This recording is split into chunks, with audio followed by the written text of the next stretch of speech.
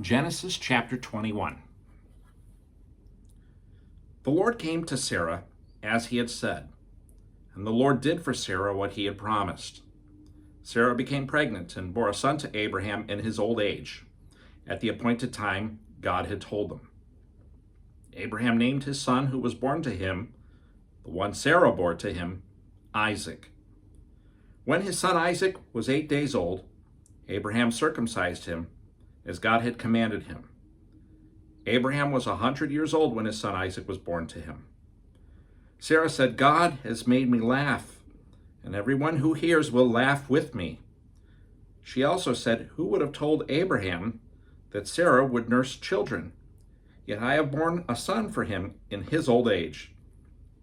The child grew and was weaned, and Abraham held a great feast on the day Isaac was weaned. But Sarah saw the son mocking, the one Hagar the Egyptian had borne to Abraham. She said to Abraham, "Drive out this slave with her son, for the son of this slave will not be a co-heir with my son Isaac."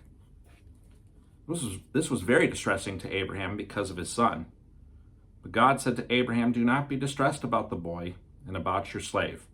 Whatever Sarah says to you, listen to her, because your offspring will be traced through Isaac. And I will also make a nation of the slave son, because he is your offspring." Early in the morning, Abraham got up, took bread and a water skin, put them on Hagar's shoulders, and sent her and the boy away. She left and wandered in the wilderness of Beersheba. When the water in the skin was gone, she left the boy under one of the bushes and went and sat at a distance about a bow shot away. For she said, "I can't bear to watch the boy die." While she sat at a distance, she wept loudly. God heard the boy crying, and the angel of God called to Hagar from heaven and said to her, "What's wrong, Hagar? Don't be afraid, for God has heard the boy crying from the place where he is. Get up, help the boy up, and grasp his hand, for I will make him a great nation." Then God opened her eyes, and she saw a well. So she went and filled the water skin and gave the boy a drink. God was with the boy, and he grew. He settled in the wilderness and became an archer.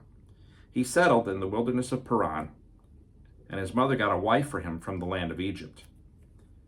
At that time, Abimelech, accompanied by Phicol, the commander of his army, said to Abraham, "God is with you in everything you do.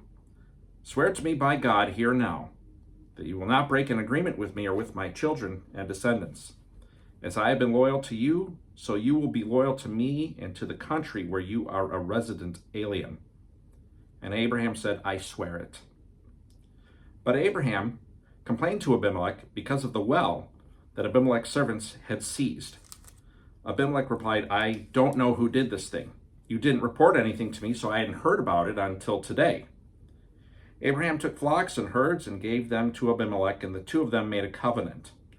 Abraham separated 7 ewe lambs from the flock, and Abimelech said to Abraham, "Why have you separated these 7 ewe lambs?" He replied, "You are to accept the 7 ewe lambs from me, so that this act will serve as my witness that I dug this well." Therefore that place was called Beersheba, because it was there that the two of them swore an oath. After they had made a covenant at Beersheba, Abraham and Phicol, the commander of his army, left and returned to the land of the Philistines. Abraham planted a tamask tree in Beersheba, and there he called on the name of the Lord, the everlasting God, and Abraham lived as an alien in the land of the Philistines for many days.